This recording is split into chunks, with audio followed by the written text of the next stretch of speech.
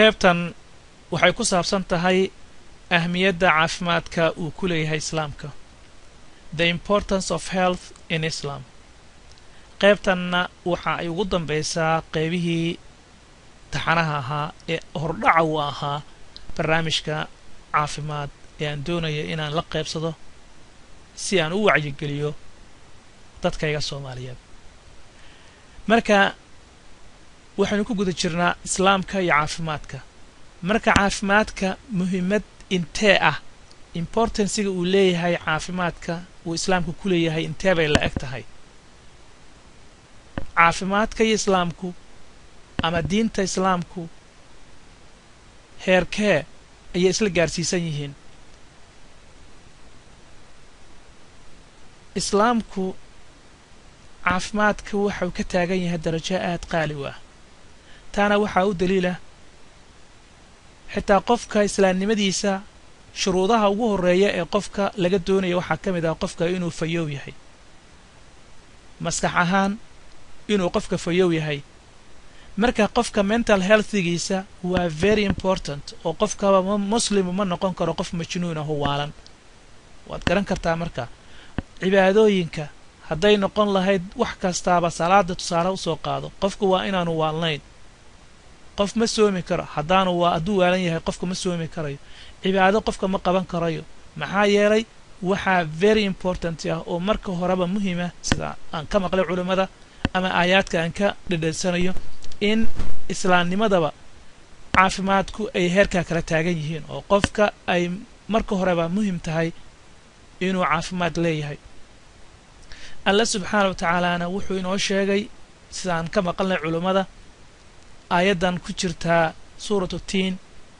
laqad khalaqna al-insaana fii axsani taqwiim. bini aadamka xitaa markii la abuurayay waxaa laga abuuray suuratii ugu wanaagsanayd, axsanu taqwiim. aayaad fara badanna way sheegeen oo alla subxaana wa tacala uu noogu sheegayo gacantaydaan ku abuuray, suuraddii ugu wanaagsanayd baan ka abuuray. bal fiiri marka alla subxaana wa tacaala makhluuqaadkiisa tirada badan oo ay malaa'igta ku jirto, oo ay xayawaanaad ku jiraan, jamaadaadka ay ku jiraan, wax kasta ay ku jiraan, bini aadamka waxaa loo doortay qaabka ay u samaysan yihiin iyo maskaxdooda iyo maskaxdu meeshay ku oolayso, lugaha ay ku soconayaan, gacmaha, qaabka alla subxana wa tacala noo sameeyey suuratii ugu wanaagsanayd ee creation haddii uu jiro ama makhluuq hadduuba jiro, tii ugu wanaagsanayd baana loo abuuray. marka maadaama alla subxaana wa tacaala uu fadligaa gaarkaa inoo sameeyey, haddaad fiirisida aayaadkii maxaan ku rahdaa sujuudda malaa'igta iyo wixii ka dhex dhacay, waxaasa dhan waxay ku daliil kuuga yihiin bini aadamka nooca uu yahay iyo sida naloo karaameeyey. marka alla subxaana wa tacaala wuxuu noogu talagalay in aynu arlada tan aynu istikhlaaf ku samayno oo aynu mulkinno, isticmaar in aynu maxaan ku rahdaa camirno, oo aynu khaliifiin ka noqonno, maamulno, ku tasarufno, oo macaadintaas iyo ancaamtaas nimcooladaas alla subxaana wa tacaala uu dhigay inta aynu ka faa'iidaysano sida caqliga ku dhisan ee xikmaysan, in aynu u noolaano alla subxana wa tacala inu ku caabudno. marka muhiimadda noocaas ah sida lagu gudan karaa waxay tahay dad maskaxdeedii leh, aqoonteedii leh, oo maxaan ku rahdaa alla subxana wa tacaala u hoggaansan, oo garanhaya muhiimadda loo abuuray. marka muhiimadda naloo abuurayna waa mar kastaaba naloo sheegaa, culimmada way noo sheegeen, oo waxa weeyaan muhiimadda naloo abuuray wamaa khalaqtu aljinna wal-ins ilaa liyacbuduun. alla subxana wa tacala sidaas uu ku leeyahay qur-aankiisa. markastaana waynu ka dhegaysanaa culimmadiioo tafsiiraysa oo dhahaysa in aadanaha iyo jinkaba aan loo abuurin ilaa alla cibaadadiisa mooya, in ay addoommo u noqdaan oo alla u hoggaansamaan awaamiirtiisa. waxaan samee, waxaan ka har. maxaa yeelay haddii aad sidaa u hoggaansataana hadda danbaa kugu jirto oo sharaf iyo cizi baad ku noolaanaysaa dunida. haddii xitaa aadan garanayn adiga sababta lagaaga reeba ama xikmadda ku jirto waxaan ka har lagu leeyahayna, haddii aadan garanayna waxa weeyaan haddaad ka hartaa uu dan weyn baa kugu jirto. marka waxyaalo badan oo alla subxaana wa tacaala ka har uu inagu yidhi oo aan la garanayn, oo mar dambe la ogaaday haddatan oo tafaasiisheedii iyo waxyaalaha sababaha keena iyo sababaha ka harna loo lahaa dhan hadda aynu fahmaynaa jira oo tiro badan marka cibaadada ayaa naloo abuuray marka cibaadadana si loo sameeyo Allah subhanahu wa ta'ala adoon rasmi ah loogu noqdaa caafimaadka number 1 ka ah maxaa yeelay qofka caafimaad markuu leeyahay wuxuu noqonayaa qof jir ahaan iyo maskax ahaan u dhisan oo qawi u ah nabigeenna wuxuu inoo sheegay in haddii laba qof ay muslim iyo mu'min wada yihiin oo midkoodna uu qawi yahay midka kalena uu daciif yahay midka qawiga ah inuu Allah subhanahu wa ta'ala uu maxaan ku raada ka jecel badan yahay midka qawiga ah ayaa khayr badan oo Allah subhanahu wa ta'ala uu ka jecel badan yahay midkan daciifka ah labadoodaba khayr bay leeyihiin oo qof kasto mu'min ah qof kasto muslima Allah subhanahu wa ta'ala agtiisa manzila cajiib bay ka leeyihiin laakiin se midkan qawiga ah ee caafimaad ahaan qabsanaya wixii loogu talagalay ee maskaxiyan qawiga ah Allah subhanahu wa ta'ala aad buu u jecel badan yahay marka qof yahow muslimka walaalkaygo muslimka ah anigu ma waxaan doonayaa inaan qof daciif ah oo buka ee maskaxiyan iyo jir ahaanba u liitamiyaan doonayaa oo Allah subhanahu wa ta'ala ma levelkaasaan doonayaa in Allah uu jecel yahay khayran waa iigu jira sidaas laakiinse maxaa ku baan inaan qawi ahaado oo caafimaadkaygu u dhisnaado jirkaygu uu ii caafimaad qabo oo maskaxdaydu ii caafimaad qabta oo dhammaan deegaankayga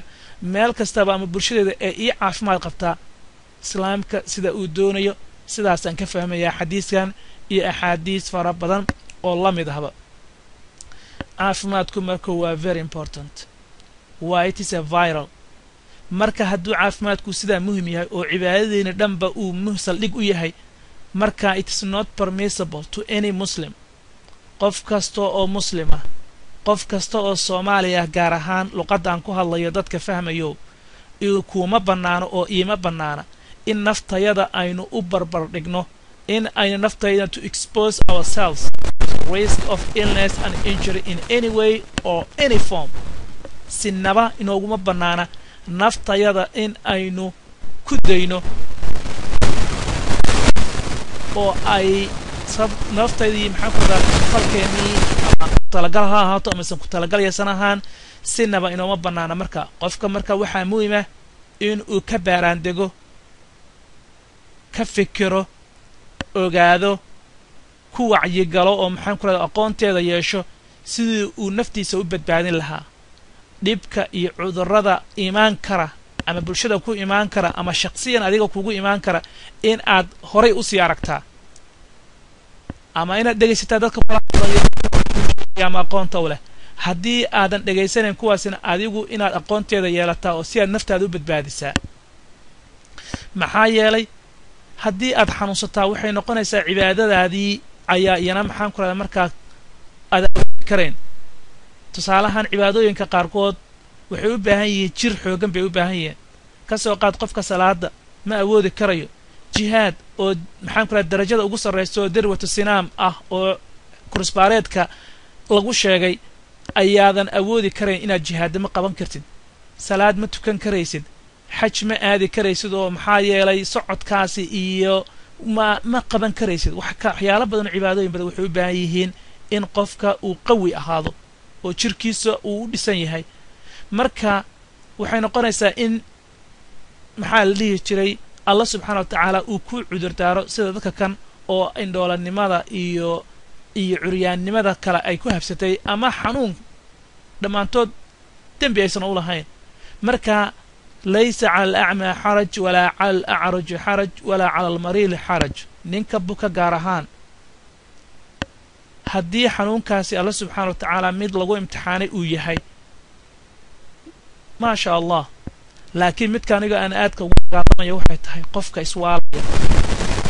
ee naftiisa ogaan la'aanba maxaa la dhihi jiray dhib u geysanaya tusaale ahaan sigaar cabid oo kale qamri cabid oo kale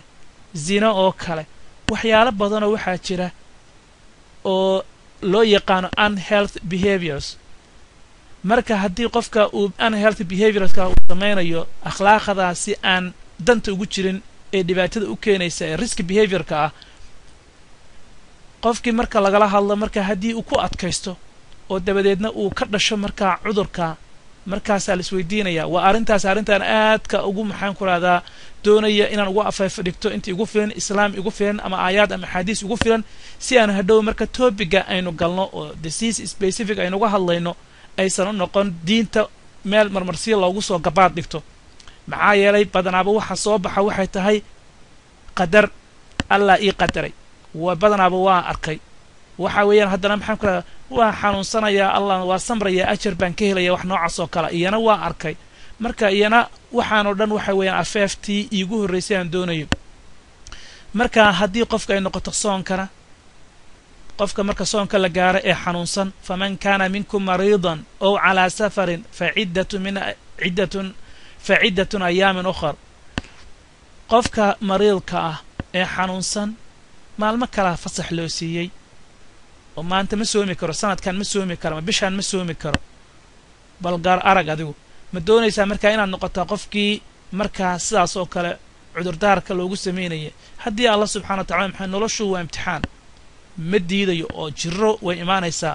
oo alla subxaana wa tacaala wuu inoogu sheegay qur-aankiisa waana aaminsanahay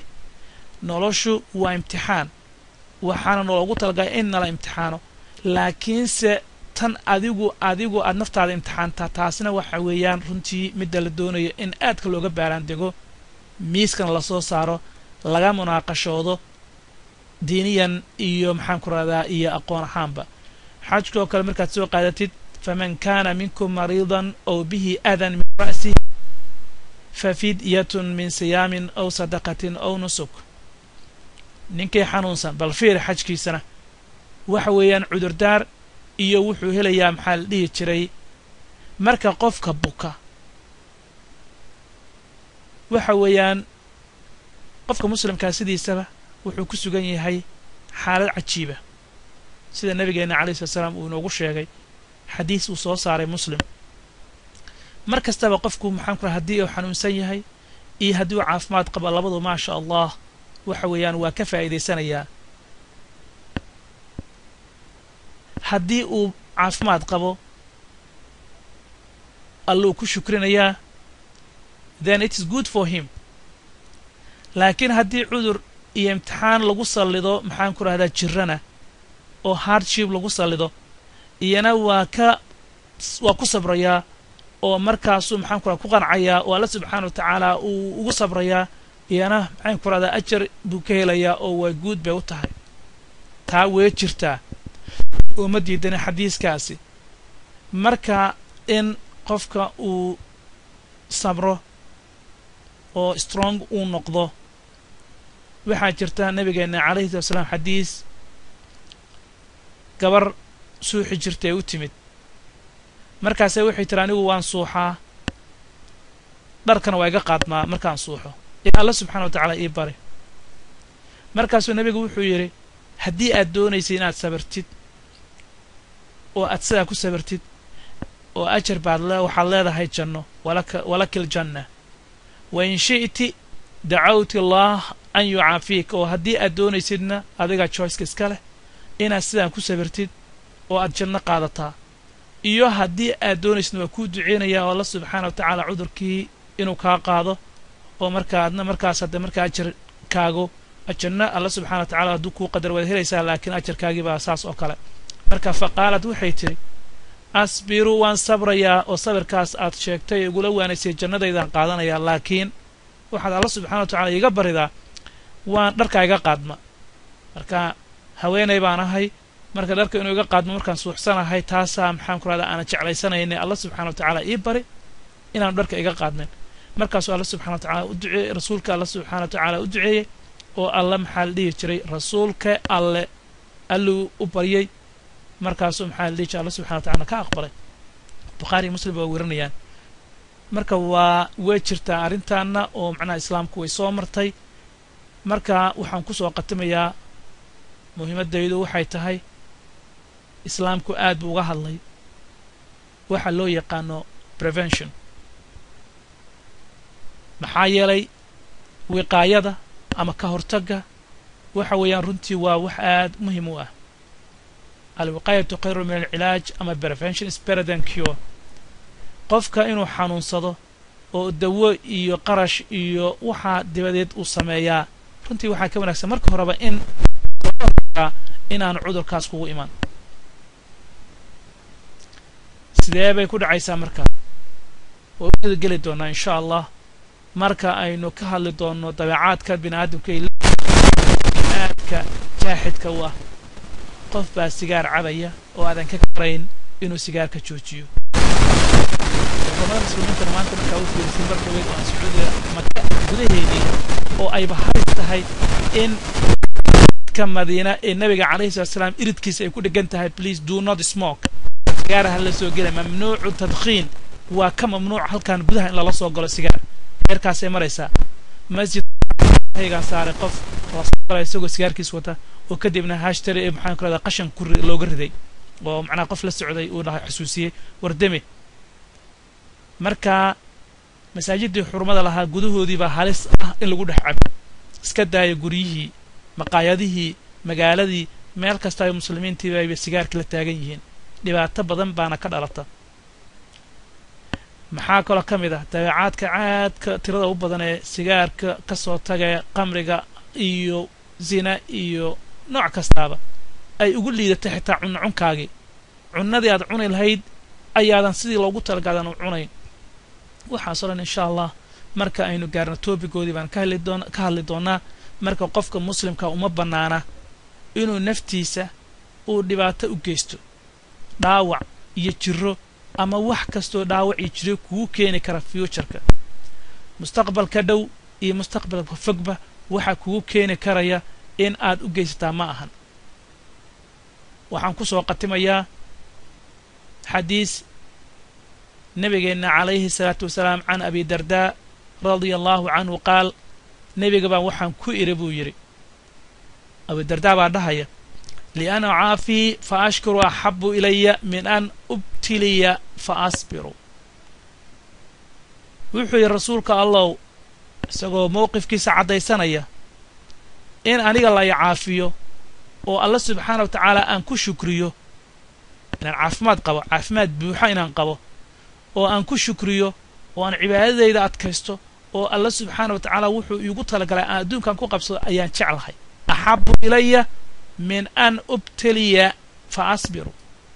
inta la imtixaani lahaa oo aan jiroon lahaa bukoon lahaa oo aan dabadeed sabri lahaa oo ajar saan ku yeelaa waxaan ka jeclahay inaan caafimaad qaba oo markayga horeba aan caafimaadkayga adkaysto oo aan caafimaad buuxa qaba sharti ma qofku inuu bukoodo si uu sabro ajar u helo qofka waxa shardi ah in caafimaadkaaga aad haysataa oo aad Allah subhanahu wa ta'ala ku shukrisaa oo Allah subhanahu wa ta'ala muhiimadii uu ku abuuray cibaadada ahayd oo aad gudataa rasuulka la muxuu ka yiri marka ninka fikradiisii faqala wuxuu rasuulullaahi sallallahu alayhi wa sallam wa rasuulullaahi yuhibbu ma'aka al-aafiya wa rasuulka allana yuhibbu ma'aka al-aafiya sidaas oo kale ayuu kugula jecel yahay inuu caafimaad qabaa aniguba waan jeclahay waxa jeceshahay baan jeclahay inaan caafimaad qabo oo Allah subhanahu wa ta'ala ku shukriyo oo Allah subhanahu wa ta'ala aan cibaadadiisa guto ayaan doonayaa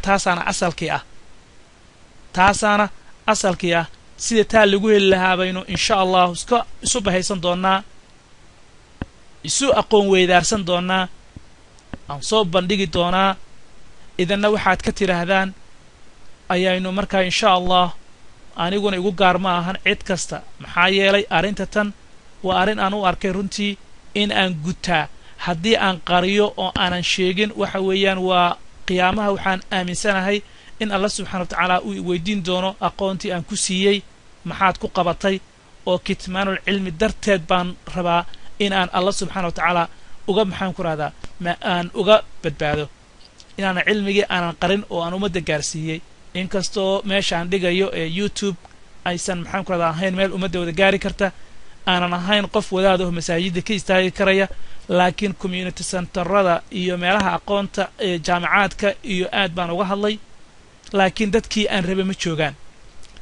marka anigoo runtii aanan jeclayn in wajigay dadku ay arkaan oo aan doonayo min waraa xijaab inaan ku gabanayo behind the scene ayaan doonayaa in aan ku bambgareeyo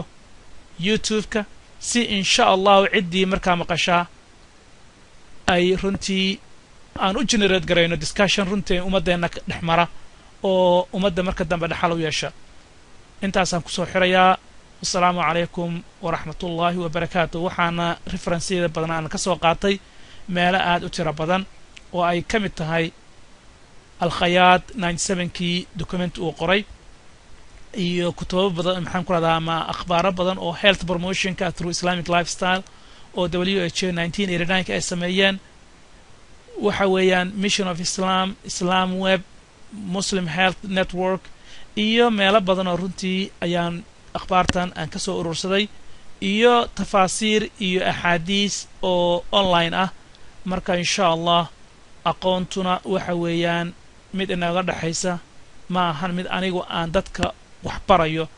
ee waxaan doonayaa in dadkayga aan la qaybsado wassalaamu calaykum waraxmatullaahi wabarakaatu